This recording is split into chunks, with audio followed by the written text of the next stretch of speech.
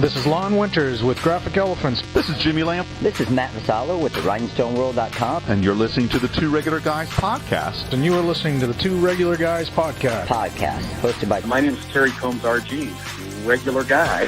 And Aaron Montgomery. We're just regular guys having fun and trying to make a living in this really cool and exciting industry. I think we all want to succeed 100% of the time. Seek to understand before I try and make myself understood. Bring a ton of great information. Coming to you live from somewhere dark, dirty, and dank.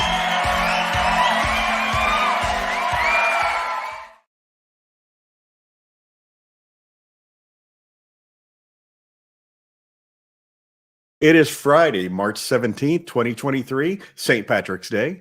I'm Terry Combs, and you can find me at terrycombs.com. And I'm Aaron Montgomery, and you can find me over at oursuccessgroup.com. Today, Terry and I are going to be joined by Vincent Driscoll, a host of ASI's podcast called The Social Angle. So The Social Angle, right? What are we going to talk about? We're going to talk about using social media effectively in the promo industry and really beyond, right? So excited to have Vincent in here with us. He was very gracious when we had the challenge a couple weeks back where Terry was traveling, I was traveling, and Eric got sick. So the three amigos were down. Right. It was like the Big Bang. We were all going different directions and couldn't communicate with one another. At the wrong times, right? These things happen. Now, first time for us in 489 shows that we ever had to skip one that I can recall. So exactly. I can't think all the way back to the beginning that we ever had to. We've had a guest not show up a couple of times, and Aaron, you would say, "Hey, what do you know on this subject?" I could do 40 minutes on that. We got this. But Vincent was very gracious and said no problem. He'll join us here today, and he is in, and we are excited to talk to him. So very appreciative of him being flexible with us. So being a fellow podcaster, he knows our pain. Yes, he does. He does. So excited for that today, Terry. We are really looking forward to on this St. Patrick's Day. We've got our green on, kind of a light green. I will try to adjust so you guys can see my socks later. But I do have some St. Patrick's Day themed socks that I think I need to share. So yeah, we're looking forward to that. But before we do that, we've got a news segment from Cassie Green over at the Apparelist. So Terry, are you ready to hear from Cassie here? I would love to hear from Cassie.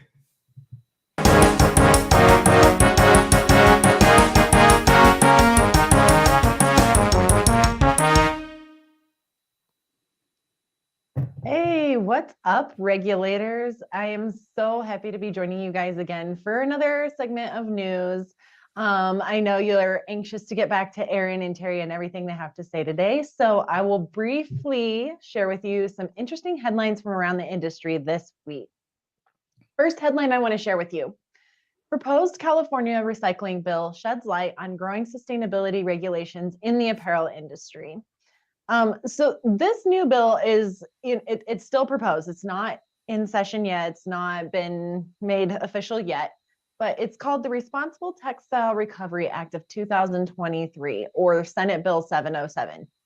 It would make California the first state to require its fashion manufacturers to help set up free collection sites in every county where consumers can drop off unwanted items, if it's passed.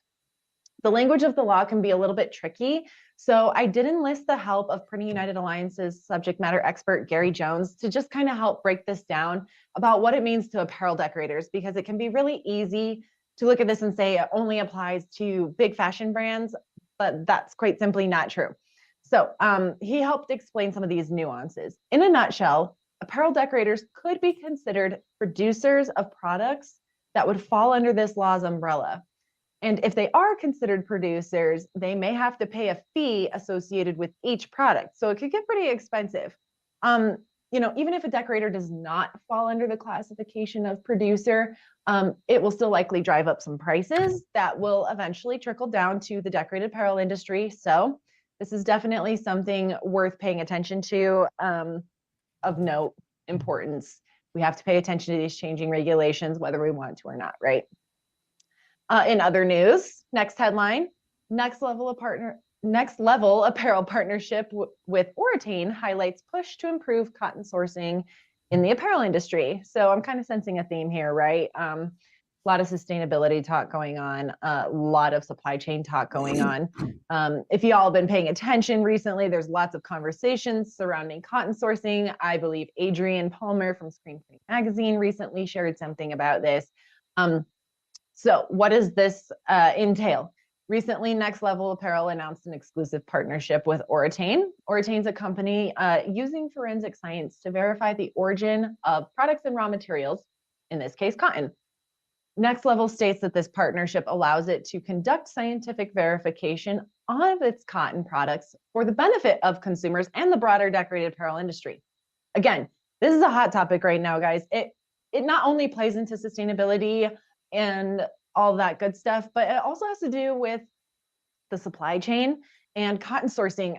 It's no secret that the Uyghur Forced Labor Prevention Act was passed last year and had massive implications. There's been a lot of talk about certain apparel suppliers around the industry doing similar programs like this. So definitely worth paying attention to. We're starting to see real change in this segment of the industry, and I just find it very fascinating. Third and final headline I have for you guys today. Multicraft and Rock US announced grand opening of new showroom in Chicago. Feels like we've seen Rock US in headlines a lot lately, but they're doing a lot of really cool things. So this showroom will be called 1907, the Chicago Print Easy. I love that. Who doesn't love a good speakeasy right now? We've got a great Print Easy coming to Chicago. It's basically homage to the history of that year in relation to the city of Chicago. You can find more details in the article about that. The grand opening celebration will take place on March 31st. It will feature 2 special effects prints from Made Lab's Brian Lassard and Multicraft's Jimmy Ormond, a showroom and facility tours, equipment demos. They're going to have a signature rocktail drink. Gotta love that play on words. And local food truck tasting. So just overall a really fun event if you're able to make it. We do have details for registration and everything else in the news link, as I said. So lots of fun things happening around the industry this week, guys, that I'm really excited about. I hope everyone has a really great end to their week. Back to you, everybody.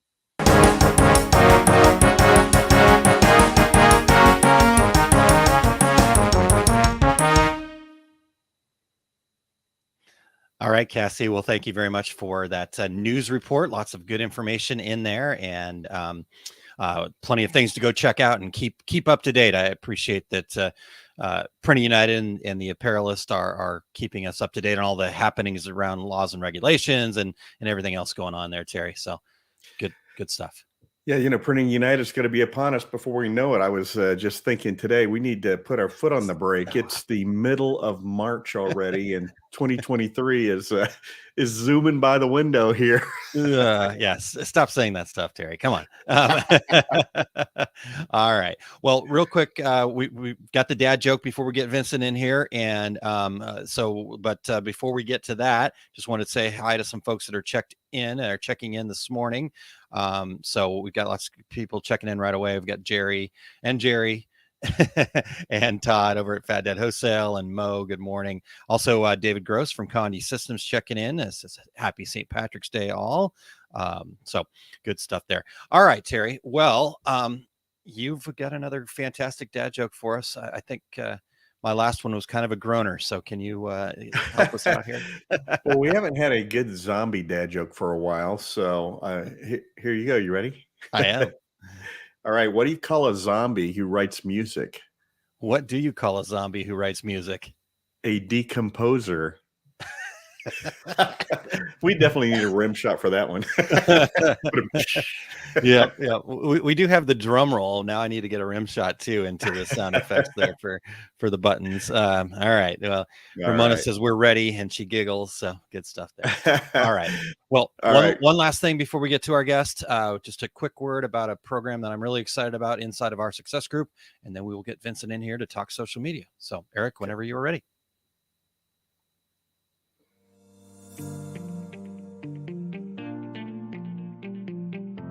So I want to share with you 3 mental states most business owners struggle to master.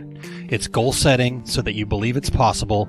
It's facing fears to be able to step outside of your comfort zone. And finally, taking action even when you're not sure what action to take. Now, 90% of the challenges business owners have faced have nothing to do with the nuts and bolts of running a business. It's not the accounting, the production, or even the marketing. It is the mindset. Now, as entrepreneurs, we need to cultivate a mindset that we were never taught in school.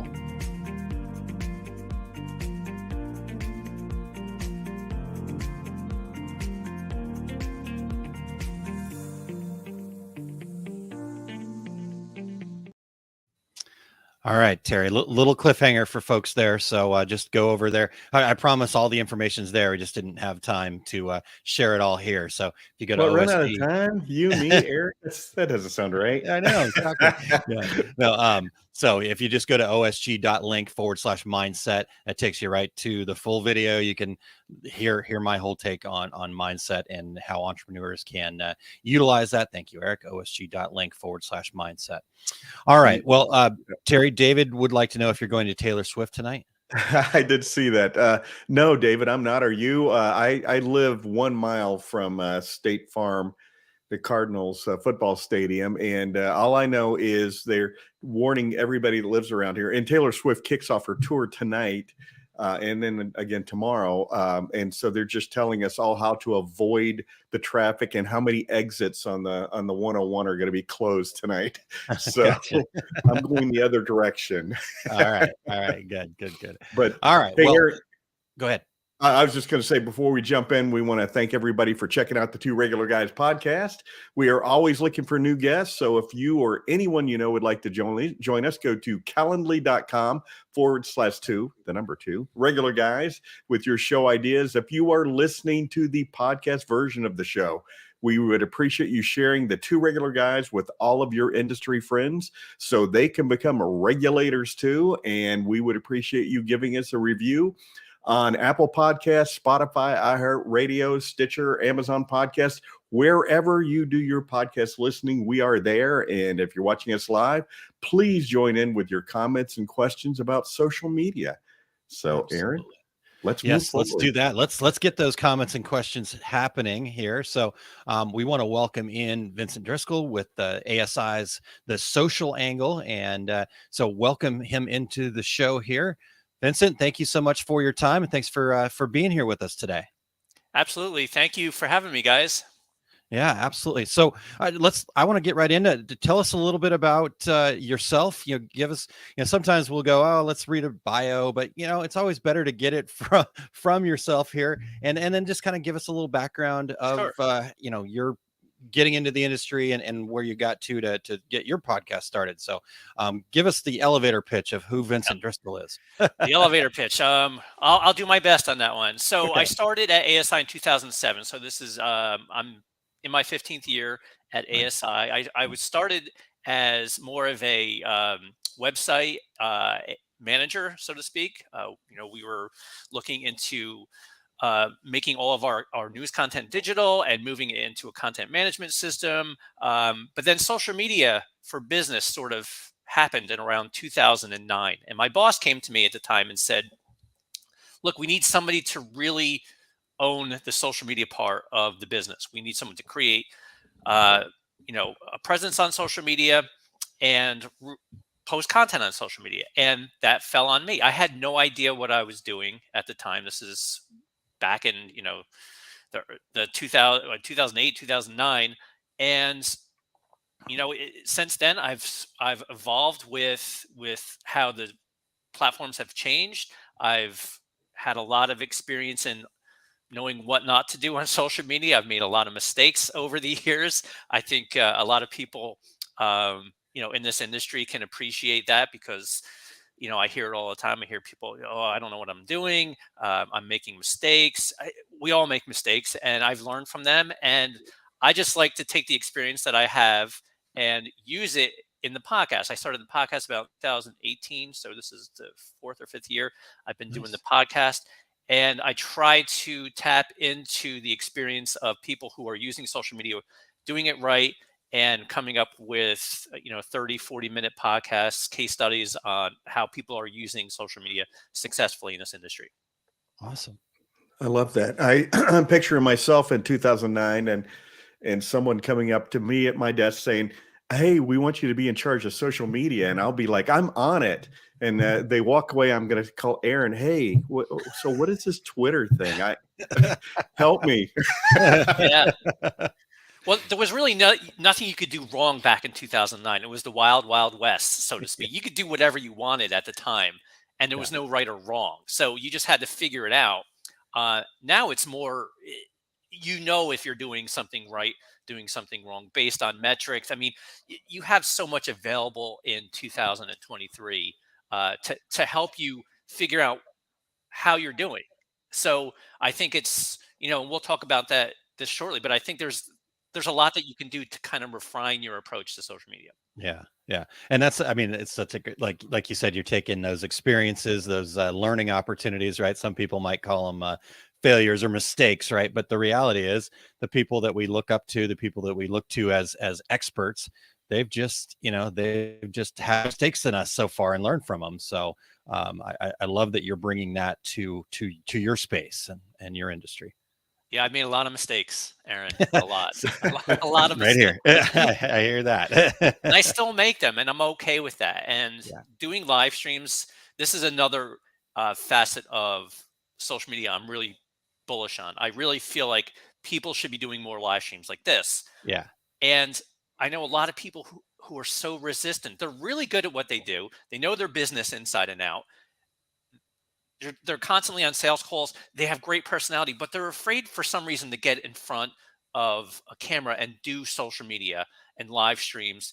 And they suffer from this imposter syndrome where they don't think that they're good enough to use this technology. The social media is really just the medium to get your message out. You're doing it anyway in other ways, right?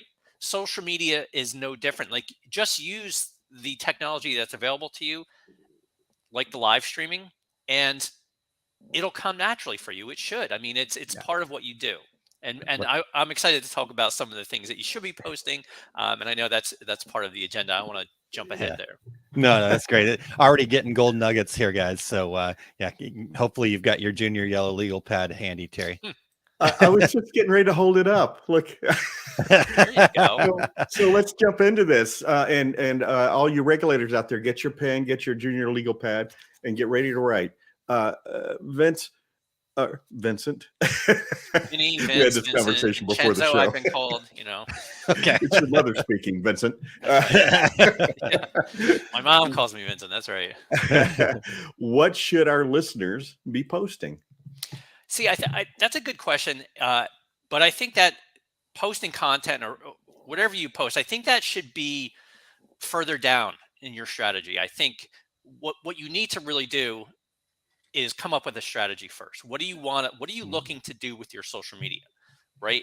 Do you want to be on all the platforms, or do you want to be on one platform? Where's my audience? And all of that should factor into coming up with a strategy. You should be able to figure all that out. How much time and resources do you have available to social media?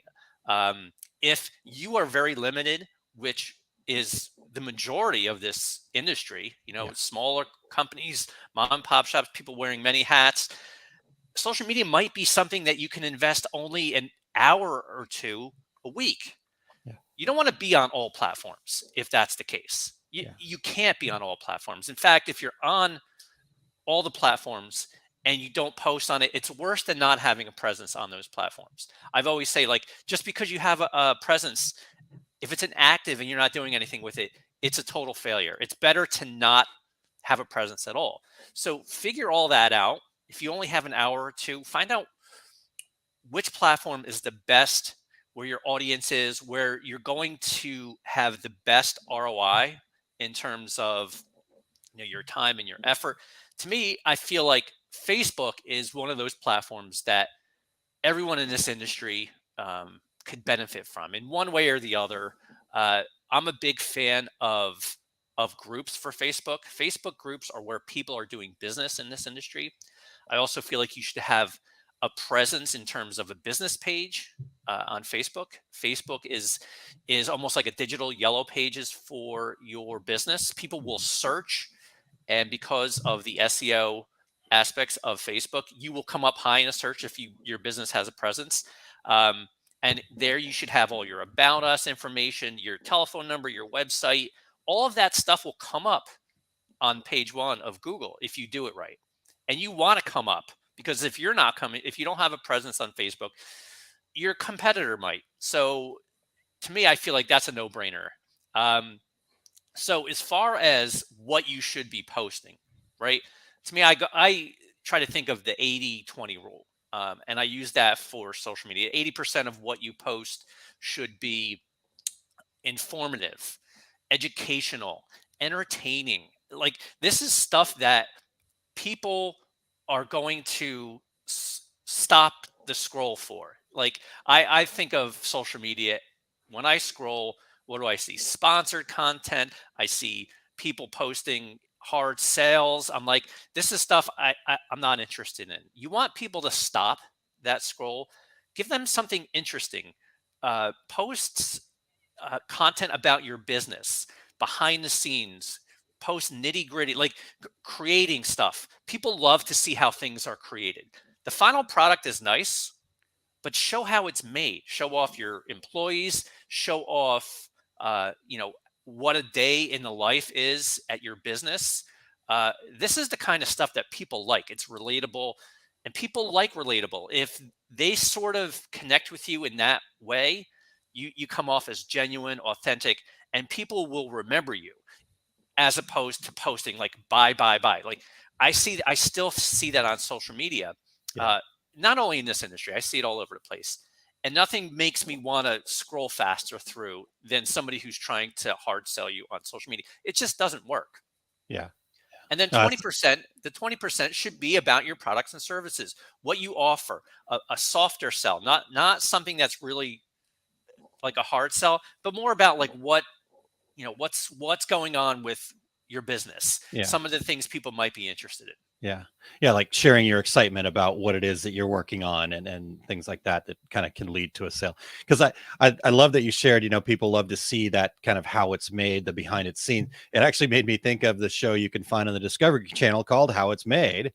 And, Right. and it's a kooky little show. It's kind of corny, but they've done 26 seasons of that. So there's a reason for the Right. fact that that's still around. So anyhow, I have people in my screen printing classes, and we talk about this, and they're like, nobody wants to see me print a shirt. I'm like, are you serious?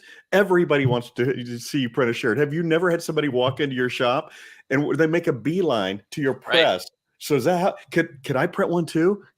So everybody wants to see it. When I go to ASI shows, and we have suppliers on the floor doing printing, there's always a crowd around that. Yeah. Always a crowd.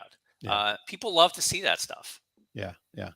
And for sure. So real quick, one of the regulators here, David Haynes, had a question when you're talking about the camera. He says, I'm not afraid of the camera, just afraid of giving out free information too much. How do you find a good middle? What would be your advice there, Vincent? I would need to know more about like what's the information that you would be giving out for free. Well, and let me add to that. David is with Corel Trainer, and so they sell training services via the internet. So how much is too much? I think that's a I great see what you're question. saying. Like, I would give sort of like a teaser into what someone could get.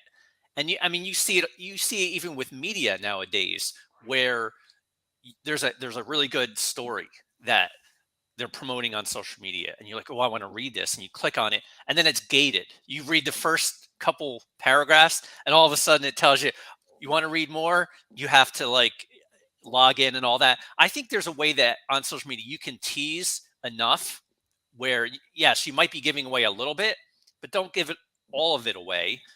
Certainly encourage people to take that next step, because look, we all want that, right? We all want the sale. We all want people to pay for our time, for our service. But with social media is free. Get on there and pique their interest. I think that's one of the things that I promote a lot is really giving people a reason with social media to have an interest in your company. Yeah, that's a really good point. Like what you just said right there, I think is so key. Give them a reason to have interest in your company, right? And again, I think the other side of social media, and you can correct me if I'm wrong here, Vinny, is it's really also about getting them to know, like, and trust you. And so Right. you do have to be out in front of the camera. I agree with you that live streaming is such a great tool for that, because we get to sit around and have this conversation and people can see how we interact with each other. Right. And that's Right. going to gain that confidence. So I guess the other thing on this here, when we're getting into the details of this, is how much is too much? Can you post too much? What's the, should I be posting every day? What are you seeing as some of the guidelines there, or are there? So that's a great question too. And that really comes down to resources again. If you have a team of social media people, certainly you're going to be posting more. You're going to be on multiple platforms. But again, if you're a small business, which I think a lot more people in this industry are, my advice is be consistent. If you choose to post maybe once a day, you're on Facebook, right? And that's all you have is a Facebook presence. And you post once a day at, say, 10 a.m. And you do it 10 a.m. for 5 days a week. Keep that consistent. Now, if you notice that you're not getting much engagement at 10 a.m., you can start to refine your approach. Move it to 12 or 1 o'clock. Move it to 4 o'clock. And then over time, you'll be able to take a look at the metrics. And Facebook is one of those networks that provides you with really good metrics that tells you when your audience is on and when they're most active and when they're most engaged. And you should be able to see that in the metrics itself. Now, what's too much? What's too little? I mean, again, it's relative to your business, how Okay. big a business it is, how much like how many people are part of, like, for instance, we have multiple people in our social media who are posting. If you have that, if you have people in different departments who are going to be posting, make sure you coordinate with them. But to me, I feel like as long as you're consistent, uh, you know, you're going to see some value in that. Yeah, I like that. Well, So you know, I have a question too. What about people or companies that post the exact same thing over and over and over again? What's your feeling on that? Because I'll be like on Twitter and I'll say I read this yesterday. That this here it is again. Twitter's a little bit different. A tweet has a shelf life of, I think, 15 minutes. So once 15 minutes is gone, that tweet has very little chance of being seen unless people are going to those profiles. Right. So the feed, 15 minutes, it's gone. So that's one network that I'm okay with people posting multiple times, several times. If there's a piece of content that you really want to push out there, Twitter is okay to do that. Now, each network is also set up so that you can create ads out of your content. If you want an ad, if you want to spend 15, 20, 25 bucks, you can do that on the platforms so that that piece of content remains out there and is targeting people that you want to target. So when I say target, like, Facebook allows you to target the people that either follow your page, lookalike audiences, which are people that are very similar to the audience that you have. So there's a way of getting content out there for a dollar value, of course, because these networks, when I say they're free, yes, they're free to a certain extent, but they're also in the business of making money. But we do it all the time at ASI. When we have ads that, obviously, we have marketing ads that we post on our Facebook page, but also when we have a piece of editorial content that we feel is particularly strong and we want it to reach more people, we'll spend 25 bucks, 50 bucks, and we will sponsor or boost that piece of content.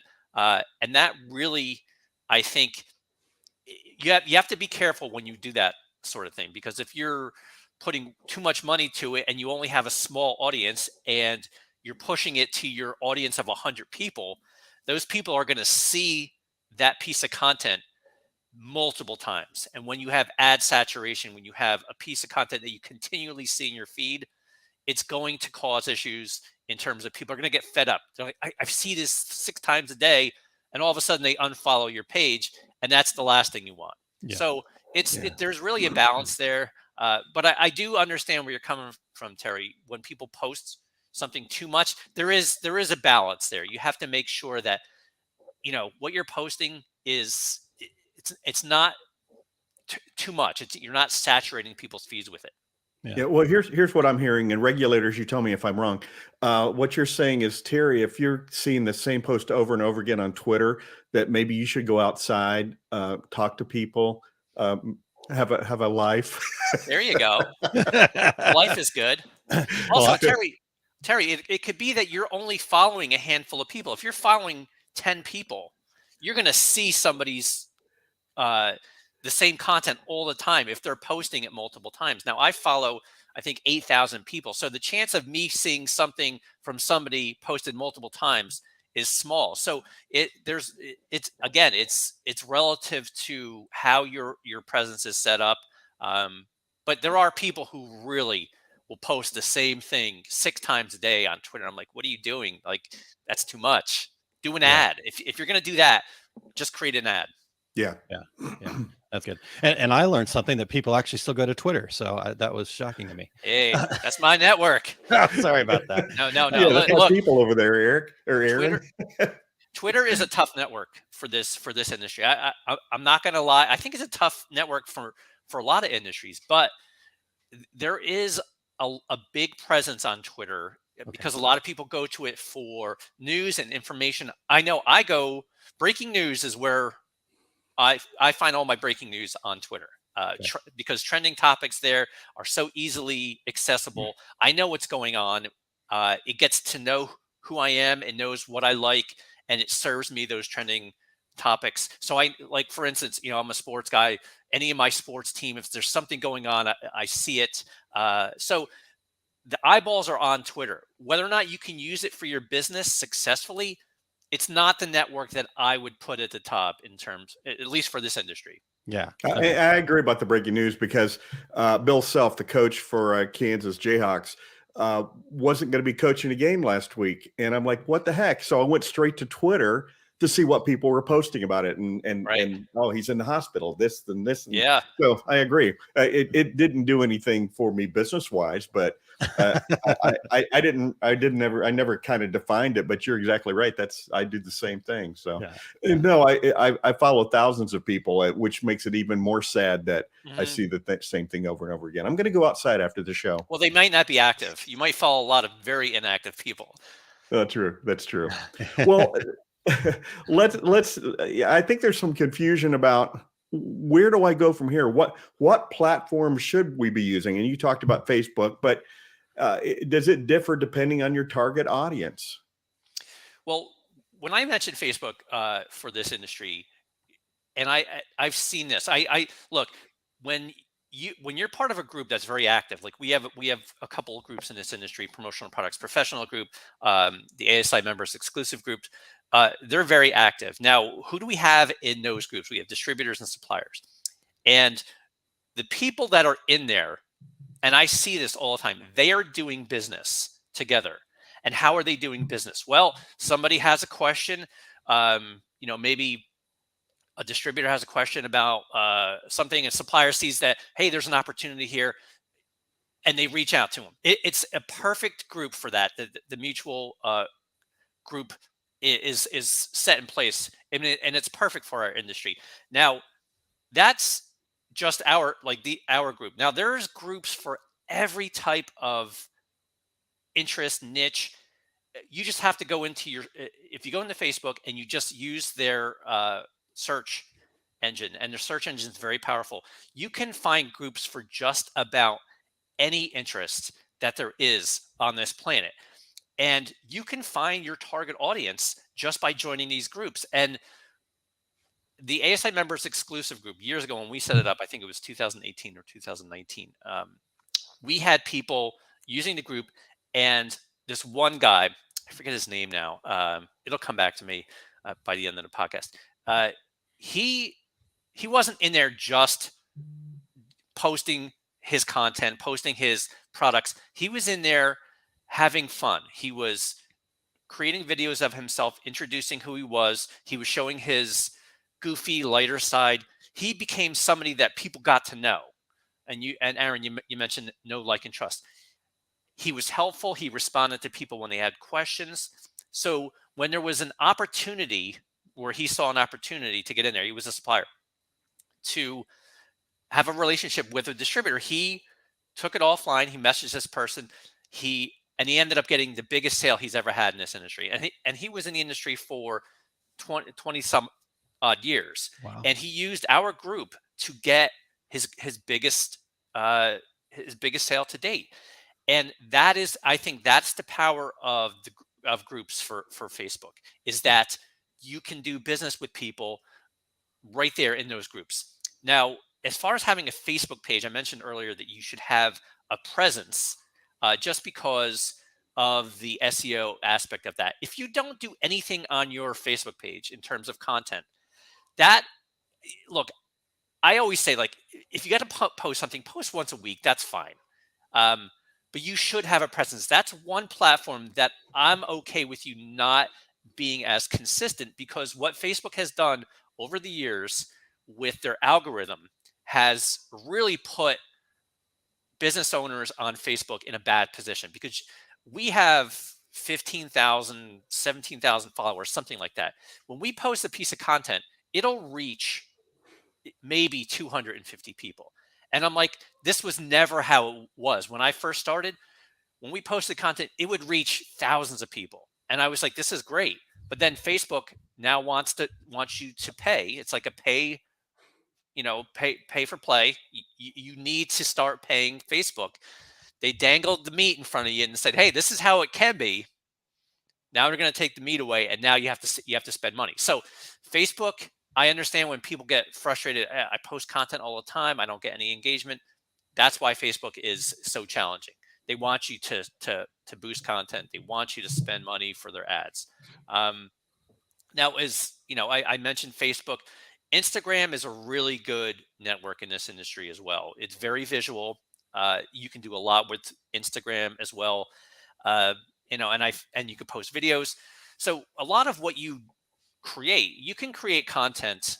I feel like create videos. Videos are the medium that we should all be doing, right? Everyone loves videos. If you're scrolling through and you see a video of Aaron Montgomery or Terry Combs doing something, you're going to probably stop if you know them.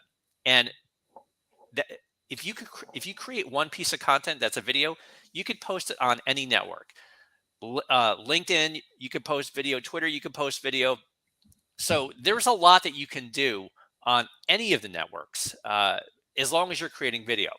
Now, as far as LinkedIn, I wrote an article this year about how LinkedIn, I feel, is right now the most important network for this industry. I think there's been a shift on LinkedIn for this industry, where it used to be very buttoned up, very business-like. Now it's less buttoned up. People are doing some really great things. I think of Mitch Silver from Printable Promotions. He's doing some really great stuff on LinkedIn. He is basically letting his guard down, talking about himself, talking about his business. And it's long form content. He's posting these big, not articles, but almost like little challenges that he faces, and he posts them, and people read them, people respond, and he stands out. There's a lot of that going on LinkedIn. So it's hard to say which network you should be on, because I don't know who your target audience is. I don't know where your audience is thriving, but I'll tell you, like, LinkedIn right now is really hot. Yeah. Wow. That's some really good stuff. Go ahead, Terry. Well, I was just going to say, and while you were talking, I was envisioning in my mind, I've had people come to my classes before who are influencers. And as I'm watching them, it's like they're missing the whole class, because They're looking for nuggets to post. So there's the influence. I think there's the natural influencer, somebody like you were talking about, who is posting about themselves and sharing issues and problems. And the other side are the people who are just looking for content to get followers and calling themselves influencers. I think there's going to be a shakeout at some point in time where people want real content. Am I missing the mark there? No, that's a good point. I feel like younger generations are more tuned into being the influencer, so to speak. And I see a lot of this on TikTok. I see a lot of people in our industry, a lot of brands tasking the social media team to do influencer type of content, which, look, if you can balance something business oriented with something fun, TikTok is a completely different animal. I feel like there's a lot that you could do there with the influencer mentality, but to me, I kind of agree with you, Terry. I feel like the influencer, uh, the idea of being an influencer just to create content for content's sake, it doesn't really 100% work for all the platforms. But I do think if you look on LinkedIn, you look on Facebook, you go into some of the groups, the Facebook groups, you're going to see how there are a lot of really good influencers in this industry who create great content, who have the industry's interest at heart, and they're doing really good things. Yeah. Okay. Yeah, I like that's really good information.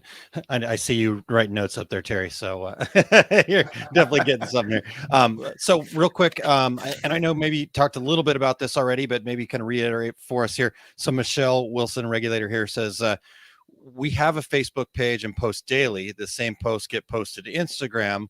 Would you recommend a Facebook group over a page? And I know you kind of talked about the difference, but to maybe reiterate that for us a little bit.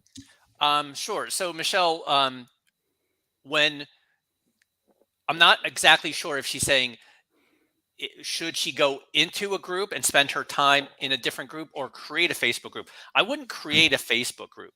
I would join groups. For instance, like I said, Promotional Products Professional is a great group where you can connect in the industry, ASI members exclusive group. But also if you're trying to target niche, you can just go in and search. Now, you say that you're posting on a daily basis.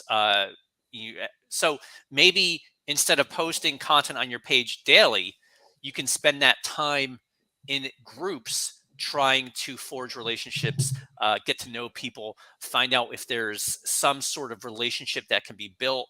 And I think that's where the value of Facebook comes in. You can't just post content on your page and expect all of a sudden your phone's going to ring and you're going to start to get sales, because that's not how social media works. It's about relationships. It's about forging the relationships that you either have or building new ones. And I think that is really where the groups solidify Facebook's value. Facebook, if it wasn't for the groups, I would say Facebook is really on its way out, because as I mentioned earlier, it's hard to get any type of reach and engagement organically on your business pages. It's important to have that digital yellow pages for your brand for sure, because you want to come up high in the SEO. But as far as creating content and spending time on your page itself, it's hard to do, because you're not going to get the ROI that you think you're going to get.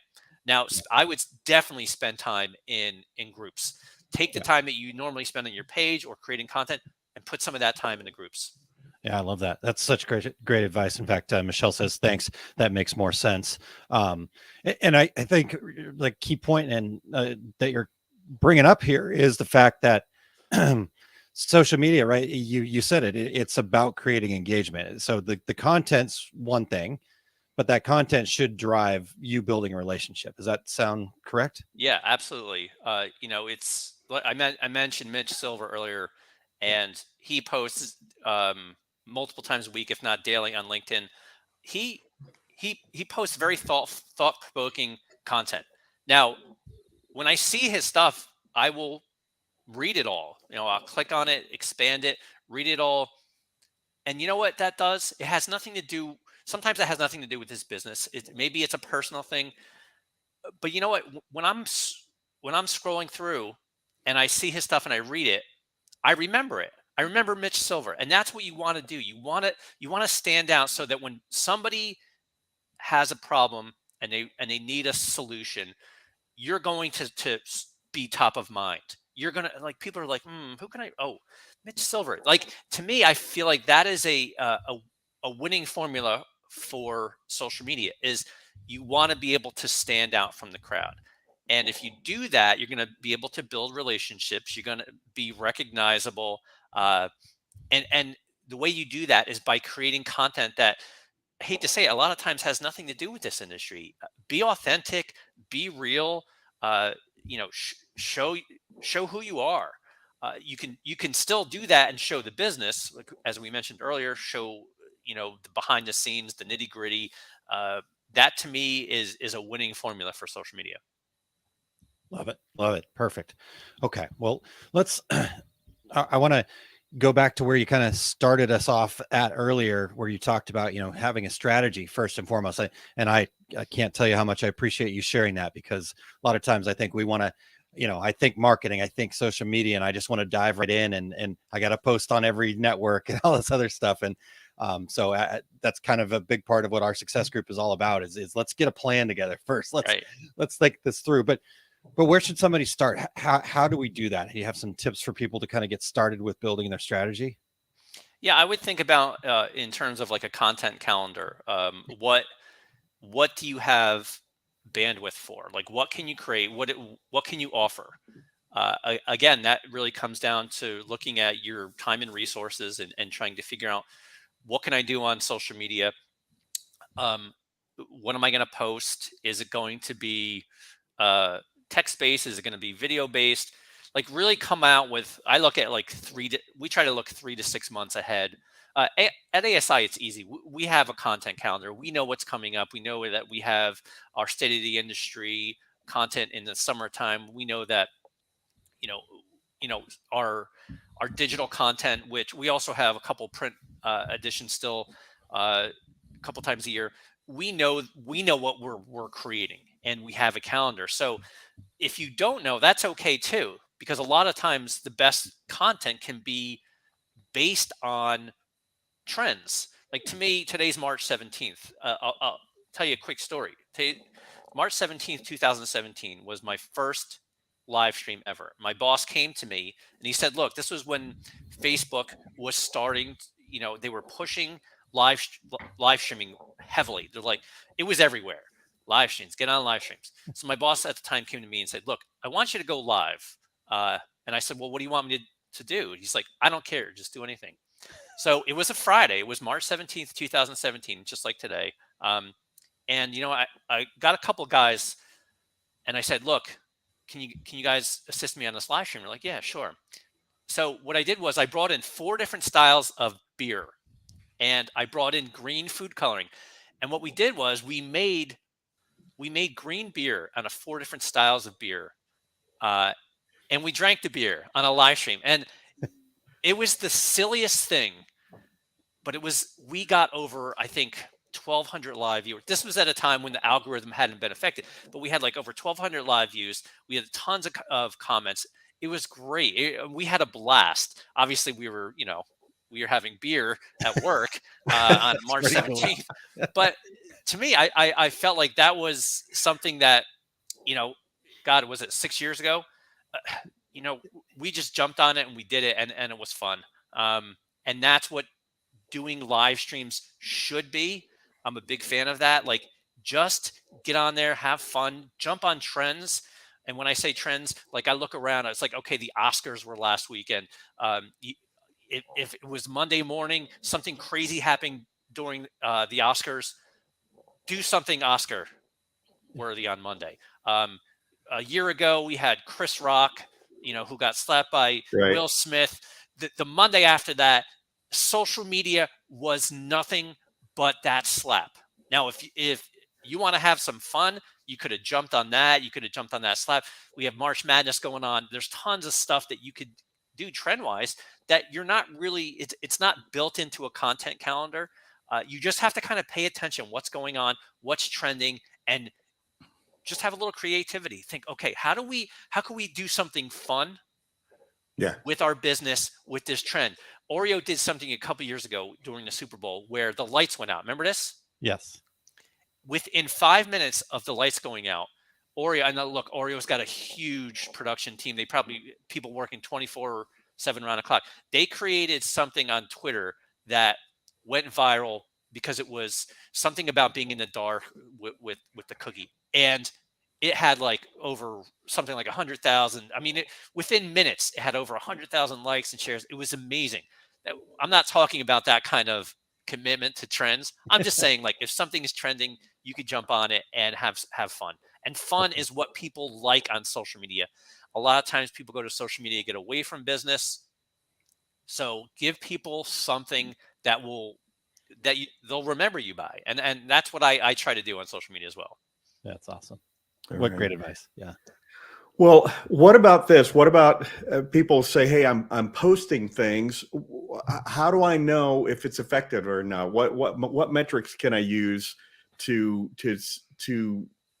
determine if I'm spinning my wheels or not?" Yeah, and that's a tough question, Terry, because again, I get questions from people who are like, I post really good content on my page, and I'll look at their page and they have 50 followers, and I'm like, yeah, that's the problem. Like, you don't have many followers. A lot of times the followers are relatives and mom and dad. I And was going to say that. yeah, it's really not the optimal audience. And that's unfortunate because you really have to build the audience first.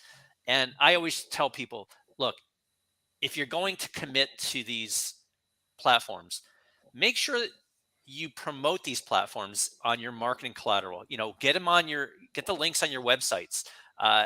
Encourage people to like your pages, and eventually you'll get to the point where you have a good enough following that content shouldn't need a boosting. Of course, I mentioned Facebook. Facebook, will always need some sort of help to get that message out there. But again, I think that you need to have a critical mass of people for that to work effectively. Yeah. Yeah.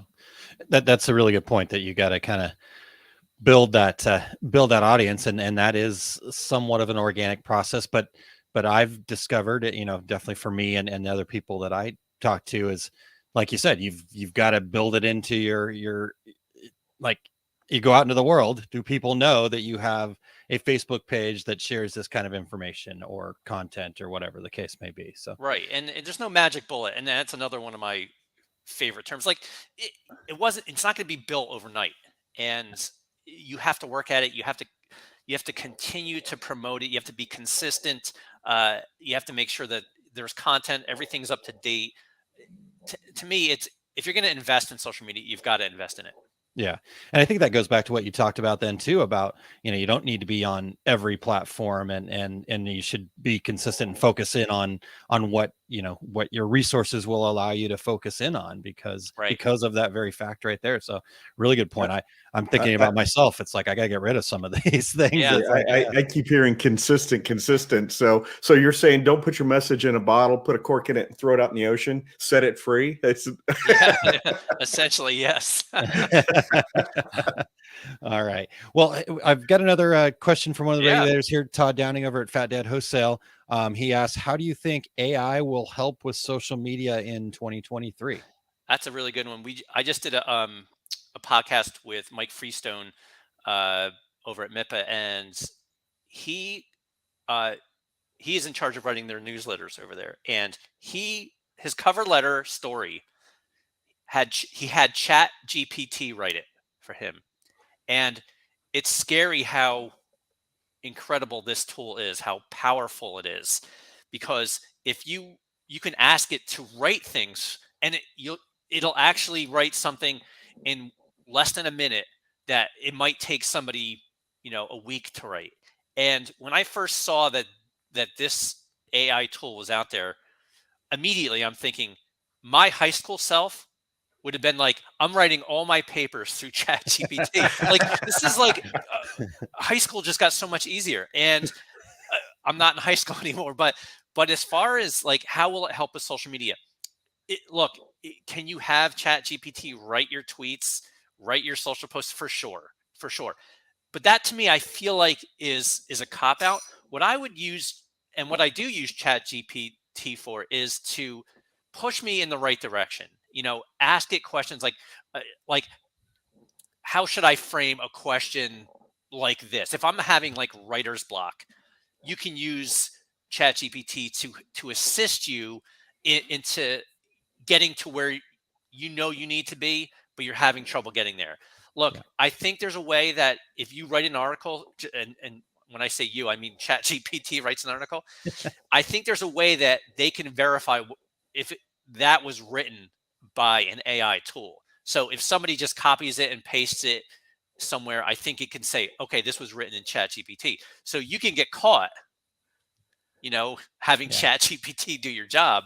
But I don't, for social media purposes, I don't think that that's a problem. I think it definitely can help in terms of helping you get the right message out. Yeah.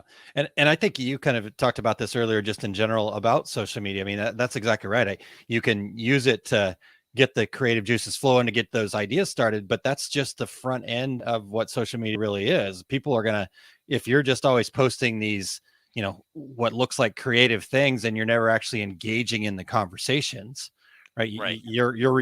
I think, to me, what I found is social media is more about your engagement in the comments afterwards, which Chat GPT can't write that for you, right? They can't be you, right? Right. And I think if people know the authentic you, they'll know whether or not it's you or not. So, quick story: what college was it? I forget what college it was. There was just a school shooting, and this college was addressing the school shooting, and they actually, it was supposed to be the letter from the actual dean or the president of the university, and they actually had Chat GPT write it, and it came off so inauthentic and so cold that people were like, this is terrible, and they had to come out and have a statement, and they apologized. Like, it was it, it was in the interest of saving time, but it really fell on it was tone deaf. It fell on deaf ears, and it was terrible that they decided for a school shooting that they were going to create a they were going to address it and use Chat GPT as the ghostwriter, and it just didn't work. So tone they deaf. had very tone deaf. Yeah. So there are things.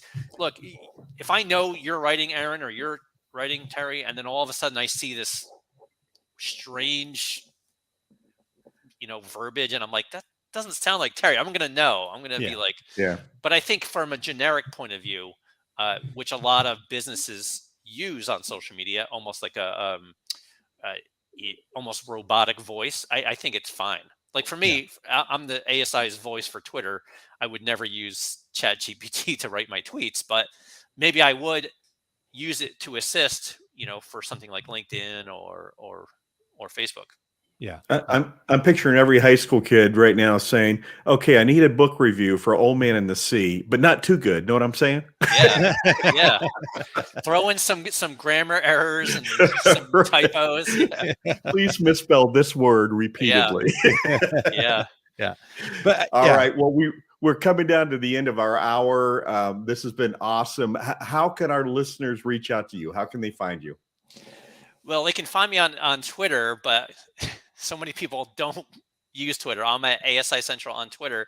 But you can go to The Social Angle, which is asicentral.com / the social angle. You can also reach me at V Driscoll. It's VDRISCOLL at asicentral.com.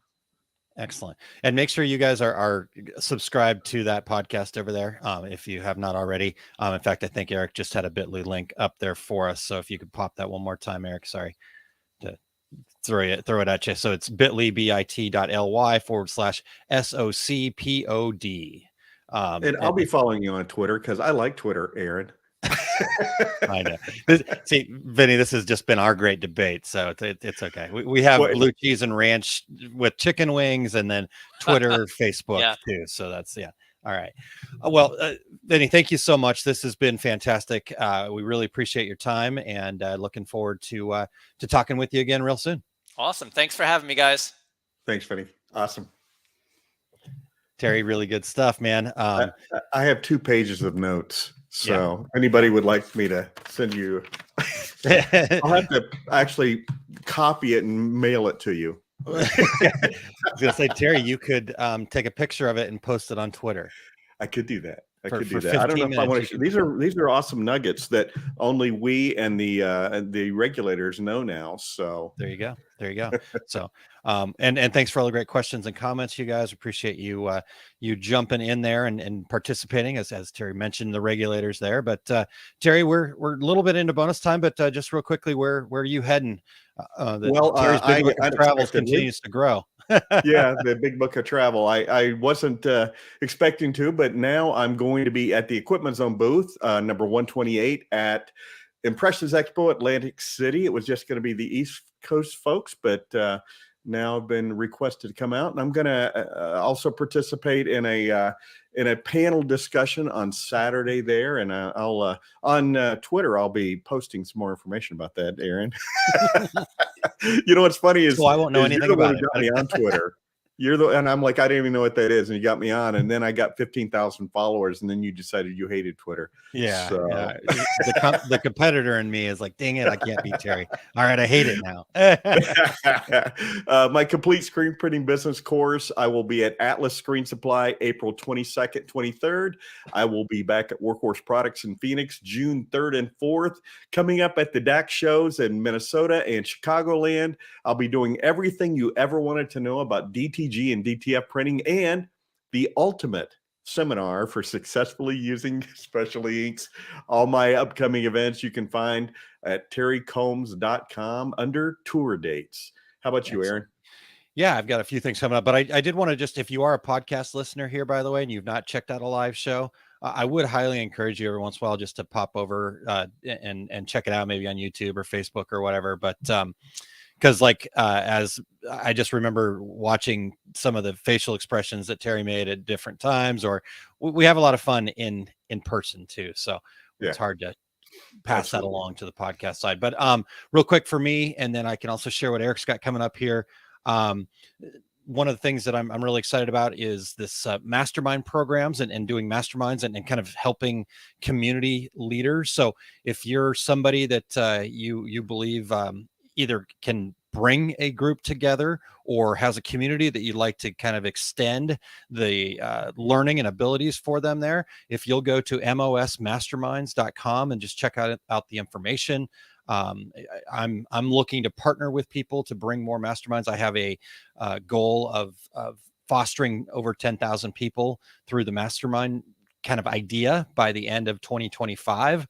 And the only way for me to do that is I have to partner with others. I can't run that many mastermind groups myself. So this is the program to do that. It's mosmasterminds.com.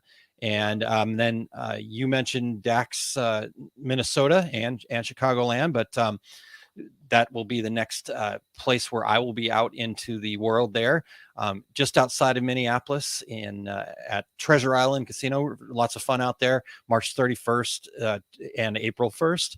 And our success group will have a booth there, booth 606. And I'm presenting 3 seminars. The first one is the simple art of working on your business. The second one is the 5 keys of marketing. And the third one is called Getting Your Life Back, where we talk about, well, I'm going to give it away. We talk about priority management. People think it's time management, but it's really priority management. So, and then Terry, for Eric, today, I believe is episode 146, drawing for digitizers, compound shapes, and ornament, in which Eric is going to break down the way he divides shapes with complicated outlines and compound shapes, even when it's not clear in the source art. So going to be some great information as usual. Always college level free information over there at ericcampbell.com. So head over to that website again, ericcampbell.com, and click on the Take Up tab at the top, and that's going to give you all the links to go check that out. And you want to tune in live today at 2:30 Mountain Time to share your comments, questions, insights, and thoughts there, and participate in that amazing program that, again, 146 episodes. Great job, Eric. High five to you, sir. He will also be at DAX, Minnesota. You got to get there a day early. You don't want to miss Eric's longer class that he is doing on the 30th. And then also, if you're going to Tinley Park, it'll be on April 13th. That longer workshop is entitled Build Up Your Digitizing Design Elements and Execution. It is a fantastic intermediate class. So if you want to get more detail about digitizing and really kind of take your digitizing to the next level, this is worth you getting there the day early. It's a great program. I've heard lots of good things about it. And then the first day of the show, he does have a shorter seminar that you can catch called Embroidery RX, a digitizer's view. And that'll be on the 31st if you're in Minnesota, or the 14th if you are in Chicago. So there we go, Terry. That's the upcoming travels, and good stuff happening.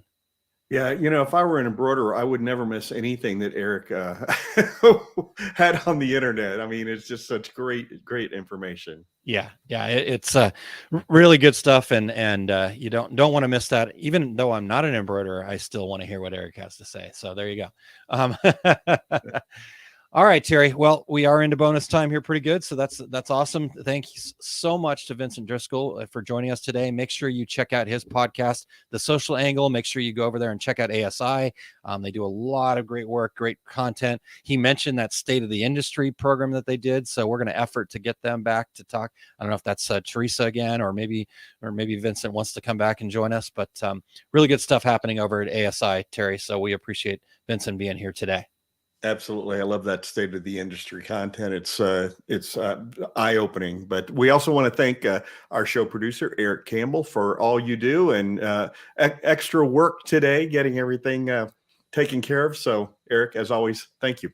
Yes, definitely. Great job, Eric. So next week, everybody, we will have Craig Calling, who's going to be stopping by. He's a equipment finance guy, and so he's going to be helping us kind of look at that stuff, payment and finance options for small business owners. Terry and I have known Craig since he really got into this industry. We started with him back at our US Screen Days. He was our first, at least mine. I don't know if you had worked with anybody else before that, but he was the first guy I'd ever worked with to help people kind of get set up with equipment finance. So we'll have a little bit of old home week as well, and really get some great information out of Craig. So I can't wait to talk to him. And he being a Phoenix guy as well. So yeah, you guys can, maybe you could have him in your place there, and you guys have chicken wings or something. Sit right here next to me. All right. Until then, I'm Terry Combs. He's Aaron Montgomery. And we are the Two Regular Guys. Here we go. We're out. Awesome. Thank you for listening to Two Regular Guys. Check out our website at tworegularguys.com. That's the number 2, regularguys.com. You can also interact with us over at our Facebook page, facebook.com/tworegularguys, or send us a tweet, twitter.com/tworegularguys. And we have a YouTube page. You can find all that from our website, tworegularguys.com. Thanks for tuning in, and we look forward to spending some time with you again next week.